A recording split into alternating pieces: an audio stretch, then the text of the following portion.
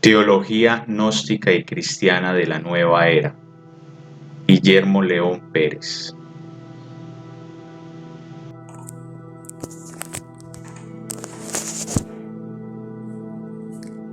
Resurgimiento de la gnosis con Samael Aun-Weor.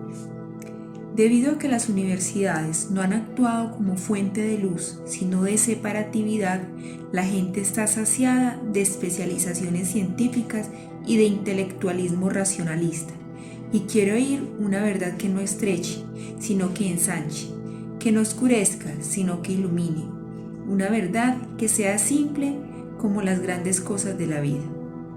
Por eso, el ocultismo ha vivido en nuestros días un renacimiento que realmente no tiene comparación.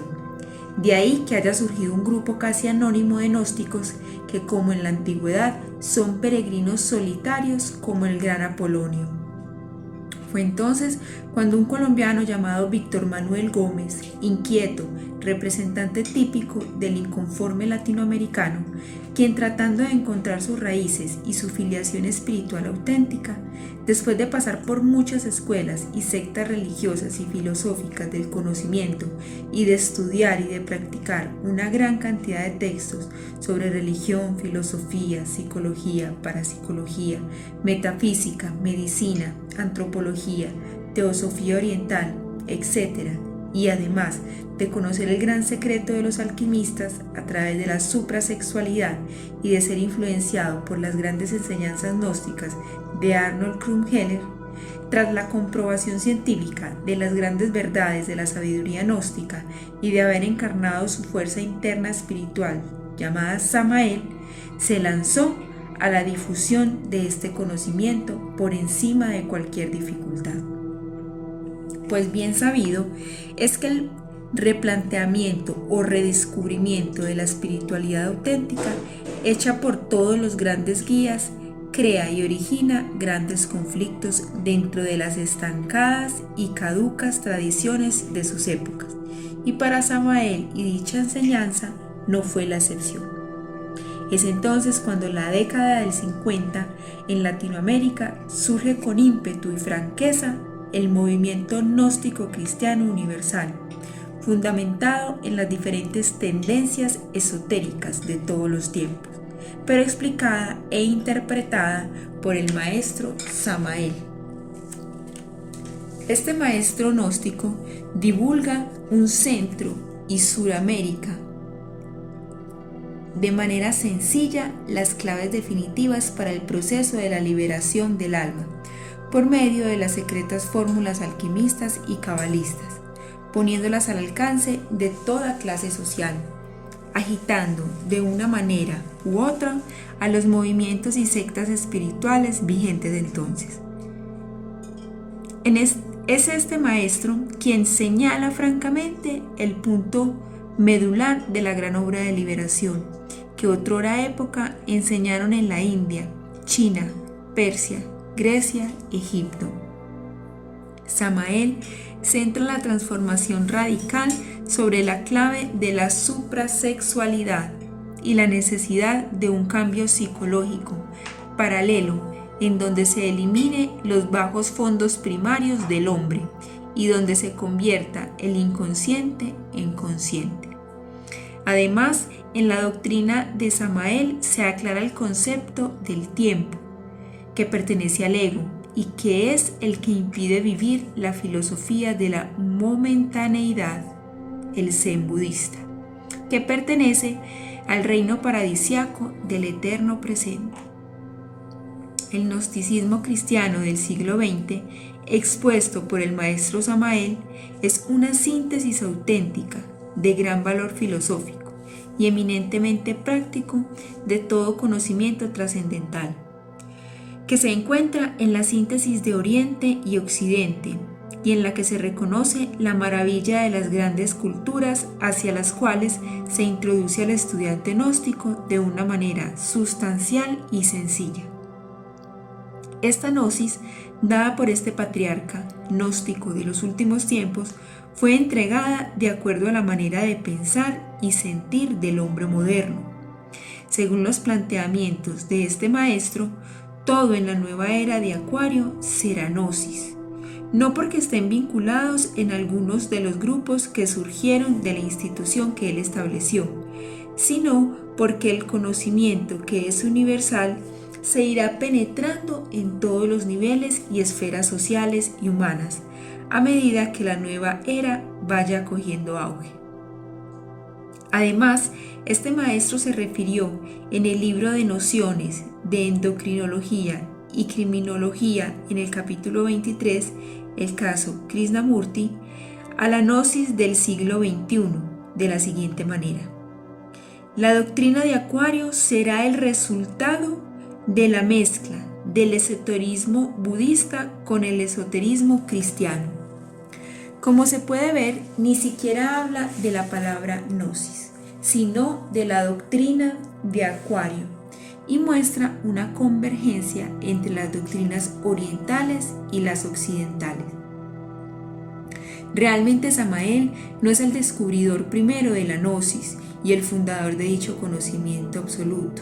Es más, él es el último que se conoce, así como tampoco es el inventor del secreto para la liberación del alma.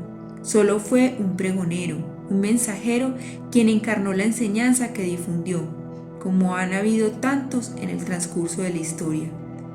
Con estas aseveraciones no pretendemos desmeritar la titánica labor del maestro Samael, sino por el contrario, que se comprenda realmente todo el proceso histórico de la gnosis y de los gnósticos.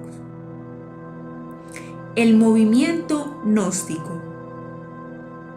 Hay que entender que el movimiento gnóstico no es una secta recién nacida en este siglo, ya que históricamente se le conoció también en el siglo pasado y aún en los primeros siglos del cristianismo. En este último renacimiento, el movimiento gnóstico centra su actividad en la Sierra Nevada de Santa Marta, Colombia. Entre sus principales paladines se encuentra gente sencilla y noble, con muchos valores espirituales, entre los que más se destacan los señores Joaquín Amortegui, Maestro Robolú, Julio Medina, Gargacuchines. Era uno de los propósitos del maestro Samael, dejar estructurada la sabiduría gnóstica en 7 grandes instituciones sólidamente constituidas, que se tomaran el mundo, realizando así una revolución espiritual en todo el planeta. Ellas serían el movimiento gnóstico, que encarnaría la escuela, la encargada de la enseñanza. La iglesia gnóstica, su círculo interno, se encargaría de transmitir los secretos herméticos a través de sus ritos.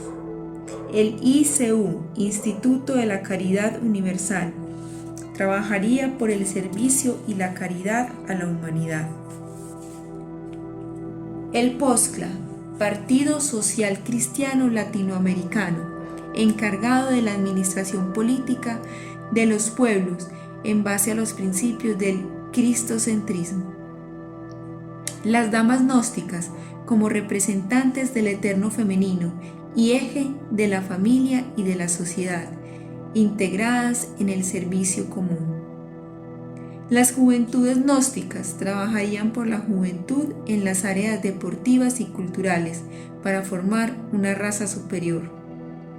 Al resurgir la gnosis con Samael en la segunda mitad de este siglo, comienza como movimiento, ya que el poder de la iglesia reinante era muy amplio en todos sus ámbitos sociales, y de haber nacido como iglesia, las dificultades que se hubieran presentado serían mayores.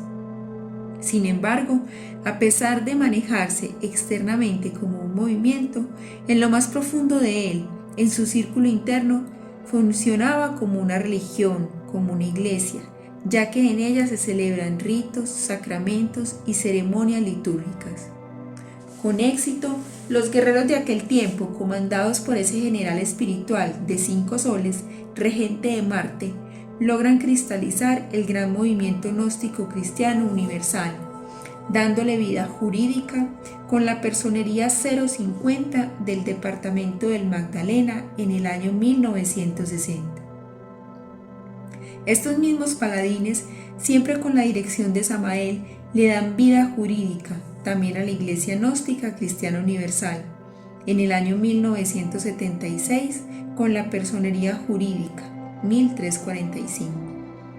Así sucesivamente la orden era de darle vida jurídica a cada una de las 7 instituciones, pero lamentablemente después de la muerte del cuerpo físico del maestro Samael en diciembre de 1977, debido a las debilidades humanas y a las ambiciones materiales y espirituales y a la falta de comprensión de la verdadera sabiduría gnóstica de varios de esos luchadores de la espiritualidad, que al verse sin la dirección de su comandante principal, se abrieron en una guerra ideológica y religiosa, dando interpretaciones personales a lo que conocieron como gnosis. Entonces, a partir de este tiempo, como ha sucedido con todos los grandes líderes de la historia de la humanidad, sus seguidores se enfrascaron en divisiones y conflictos. La Iglesia Gnóstica. Esta es la única y legítima Iglesia del Cristo. Es la primera, la auténtica y verdadera Iglesia cristiana. No es una iglesia más o un nuevo ideal religioso inventado a propósito de estos tiempos. Esta Iglesia apostólica no es una institución jurídica o religiosa. No tiene las limitaciones y las fronteras que dan los grupos e instituciones y está muy lejos de ellos. Se refiere a aquella comunidad de almas que viven, sienten, estudian y practican los principios crísticos, los principios del amor. A ella pertenecen personas de muchos grupos religiosos y no religiosos, pudiendo no estar afiliados a la Iglesia Gnóstica del mundo físico, y lo que es más, pudiendo ser miembros de las iglesias gnósticas del mundo físico, ni siquiera formen parte de la verdadera y legítima Iglesia Gnóstica de los mundos internos. Esa iglesia invisible está compuesta por un ejército de revolucionarios espirituales, seres humanos que viven y practican el amor verdadero como ley fundamental del universo y combaten compasivamente por lo mejor para sus hermanos. Estos guerreros del espíritu se caracterizan por tener los siguientes puntos esenciales: el de tener que dominar su naturaleza inferior, haciendo florecer la naturaleza superior. Además, todos ellos han tenido que llevar la cruz del sufrimiento, teniendo que sacrificar su voluntad egoísta y personal, muriendo para todo lo ilusorio y terreno, antes de alcanzar la corona de la victoria y de desplegar las facultades espirituales del alma. También deben llevar una vida retirada, contemplativa e indiferente a los honores del mundo. Con todos sus sagrados misterios iniciáticos, es la Iglesia de la Redención, es la que posee las más altas revelaciones e interpretaciones. Además, es la poseedora de la verdadera gnosis, del símbolo y del misterio, y lo da a conocer gradualmente en toda su desnudez virginal.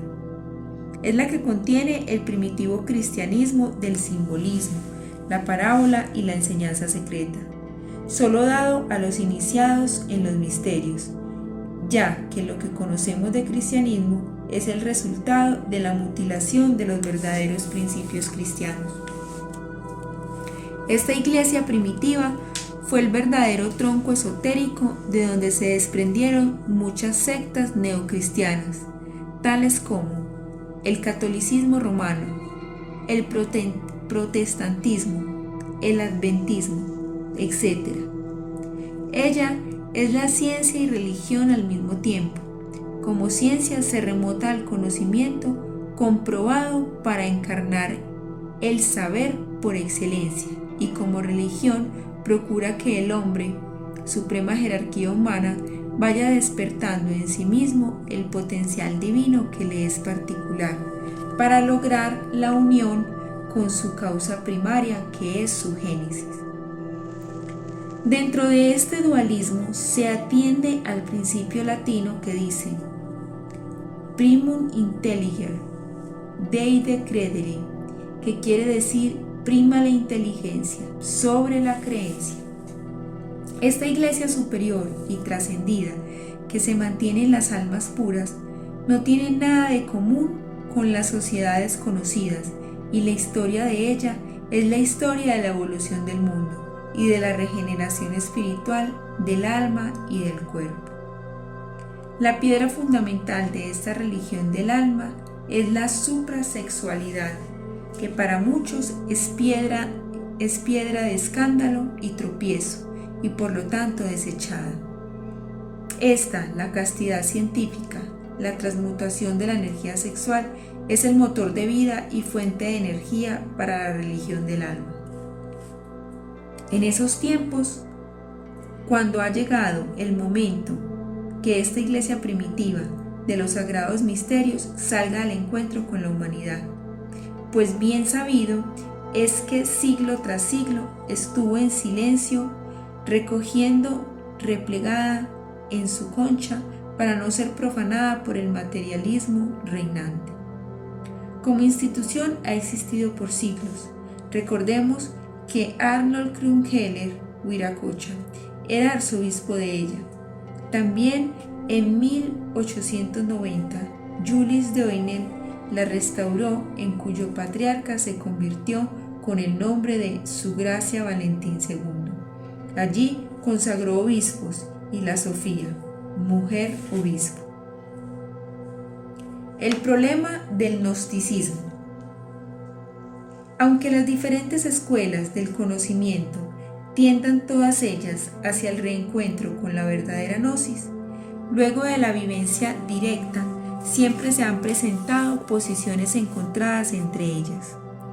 Los celos de los grupos distancian a los diversos discípulos, que por falta de iluminación directa se separan y solo se identifican emocionalmente con sus maestros en una dimensión inferior, para hacer brotar el sectarismo y mucho divisionismo. El ejemplo lo vemos históricamente, en que Numenio acusó a los pitagóricos de su tiempo de incomprensión y adulterio del dogma primitivo.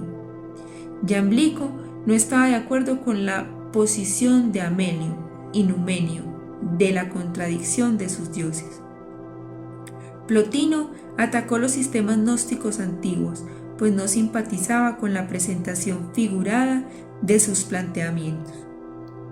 Tertuliano, quien atacara a los gnósticos como herejes, posteriormente se compenetró de una gnosis en el montanismo.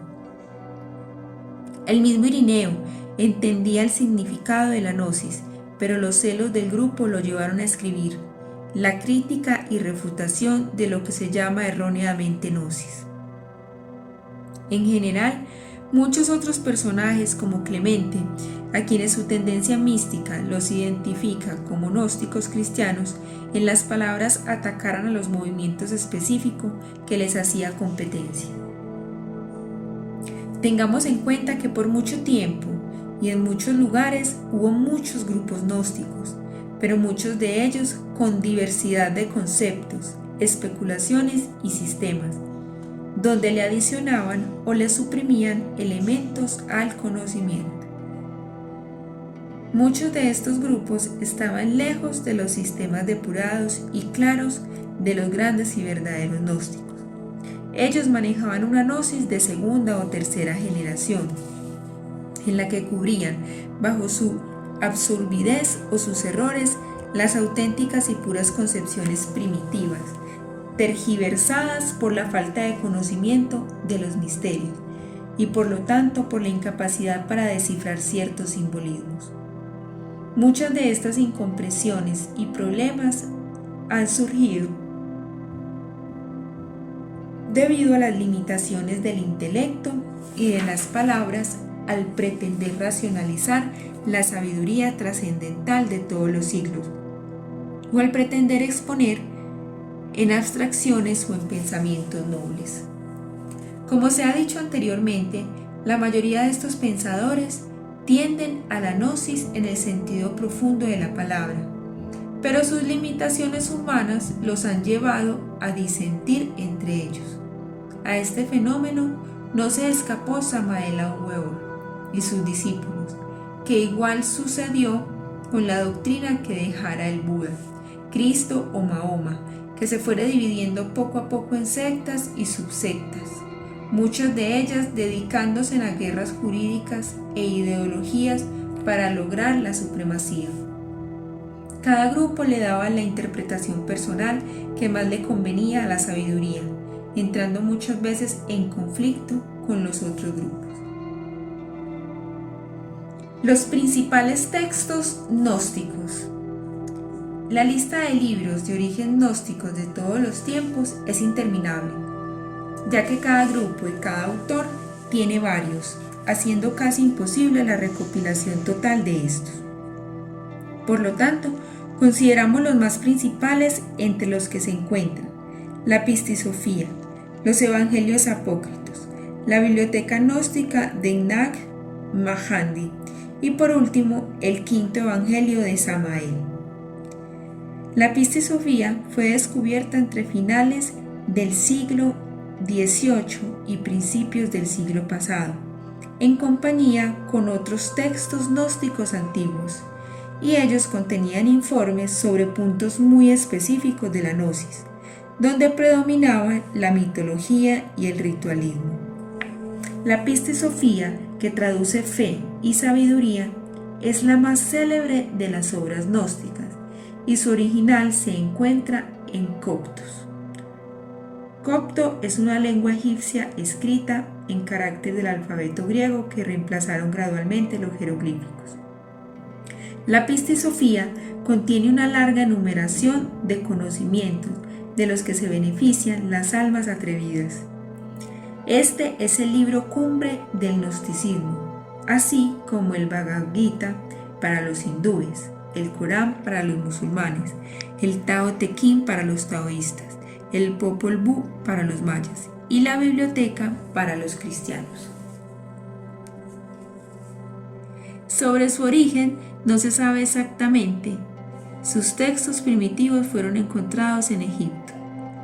Varios de los grandes historiadores gnósticos esotéricos han querido develar sus misterios y en su mayoría han desencarnado antes de lograrlo.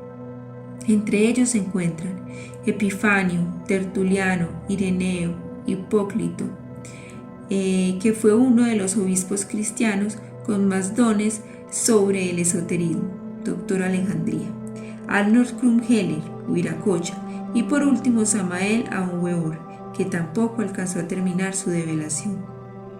Estas sagradas y antiguas enseñanzas encierran un mar de sabiduría de los grandes misterios cósmicos y universales, en forma de novela, donde Sofía, el Cristo y los discípulos son los protagonistas.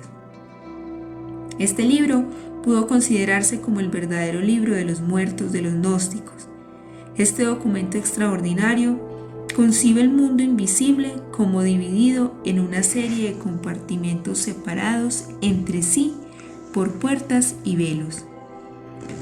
Los guardianes cuidan que no entre nadie que no tenga derecho de hacerlo, y allí se muestra la idea del juicio de las almas, al igual que el libro de los muertos de la época faraónica.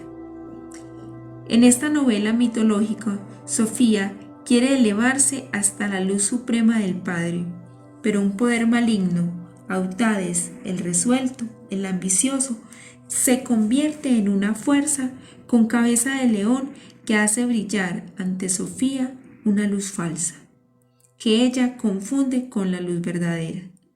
Sofía es engañada por el ardid y cae al caos, donde todo tipo de fuerzas malignas la atormentarán para quitarle la porción de luz que posee, y la desdicha solo podrá liberarse después de múltiples pericias.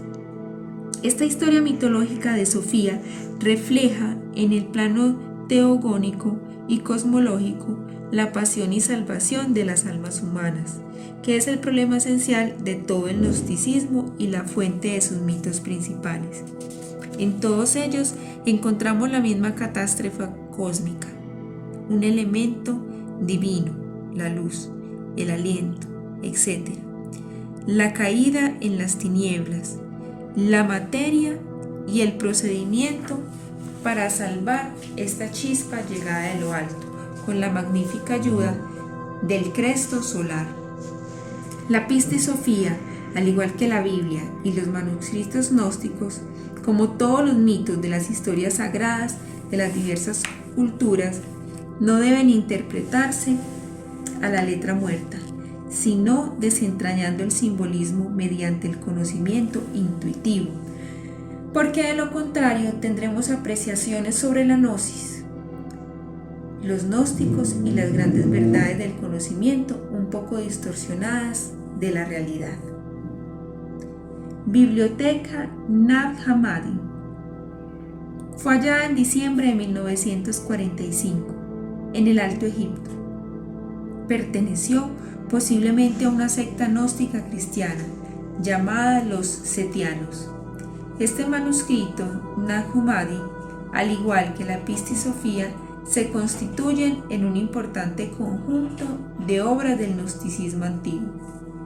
En este documento gnóstico se encuentran los siguientes textos: el libro secreto de Juan, el libro sagrado del Gran Espíritu Invisible, la epístola de Eunosto, el Bienaventurado, Sofía de Jesús, diálogo del Salvador, el Apocalipsis de Pablo, el discurso de la verdad de Sostriano, el pensamiento de la gran potencia, las enseñanzas de Silvano, el Apocalipsis de Adán, el Evangelio de Tomás, el Evangelio de Felipe, los misterios de la cámara nupcial, Evangelio Esenio de Paz, el Evangelio de María, el Apócrifo de Jaime, el segundo Apocalipsis de Jaime, el testimonio de la verdad, el Apocalipsis de Pedro y el segundo tratado del Gran Set. A pesar de llevar casi medio siglo de haberse encontrado estos documentos, solo han dado a luz pública unos pocos.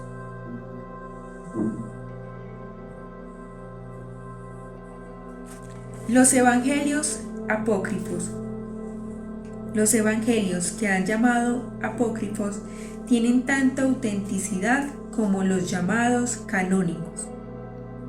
A pesar que los perseguidores de la gnosis y del gnosticismo se dedicaron a acabar todo vestigio, tanto personas como escritos, para borrar de la faz de la tierra este conocimiento hereje, este siempre prevaleció a través de varias sociedades secretas y muchos libros apócrifos. En esta nueva era van a ir saliendo poco a poco una serie de textos apócrifos que han estado guardados celosamente en lo más profundo de varias escuelas secretas de misterios. Estos textos son en realidad documentos cristianos de las primeras épocas, gracias a los cuales se han recibido importante información sobre la iglesia primitiva que pertenecía a los cristianos gnósticos en su primera formación. Sería casi imposible recopilar todos los apócrifos existentes, pero narraremos varios de ellos. Protoevangelio de Santiago, correrías y enseñanzas de los apóstoles, enseñanzas de Clemente, enseñanzas de Ignacio, Evangelio árabe del pseudo Juan, Evangelio de la infancia de San Pedro, Evangelio apócrifo Rogomiles, el mito de Satanael, Evangelio de Santiago el Mayor, Evangelio de los Hebreos, Evangelio de los Ebionistas, Evangelio de los Egipcios, Evangelio de Apeles, Evangelio de Eva, Evangelio vivo, Evangelio de Basilides, Evangelio de la Perfección, Evangelio de Marción, etc. El quinto Evangelio.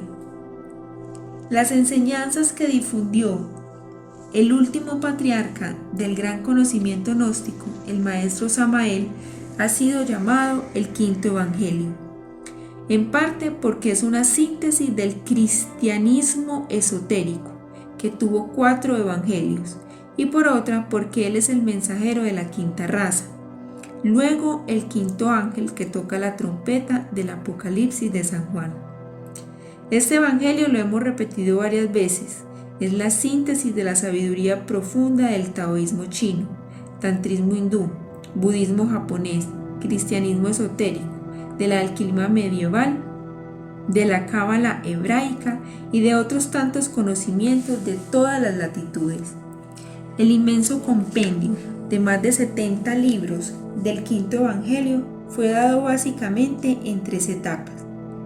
La primera etapa introductoria, concerniente a una serie de textos magísticos, entre los que se encuentran Tratado Oculto de Medicina y Magia Práctica, Logos Mantra Teurgia, Manual de Magia Práctica, Magia Crística Azteca y otros. La segunda etapa se caracteriza por la divulgación de los grandes principios del esoterismo universal, contenido en lo profundo de las principales culturas de la humanidad. Entre los textos donde se encuentra esta etapa están Las 3 montañas, El matrimonio perfecto, Misterios mayas, Alquimia sexual, Los mensajes de Navidad y otros. Por último, la tercera etapa, que es la dirigida a la transformación psicológica y radical, se encuentra en los libros La revolución de la dialéctica, Didáctica del autoconocimiento, Claves de la dinámica mental y una serie de conferencias que dictó en sus últimos años de enseñanza. Una de las características especiales del Quinto Evangelio reside en la sencillez y la claridad con la que expone los temas que le dan una nitidez especial. Este Evangelio de Acuario, que fue entregado progresivamente de acuerdo al desarrollo espiritual, contiene metafísica, ocultismo, suprasexualidad, sexología trascendental, filosofía, psicología profunda, ciencia, religión, meditación trascendental y doctrina sociopolítica, entre muchos otros temas.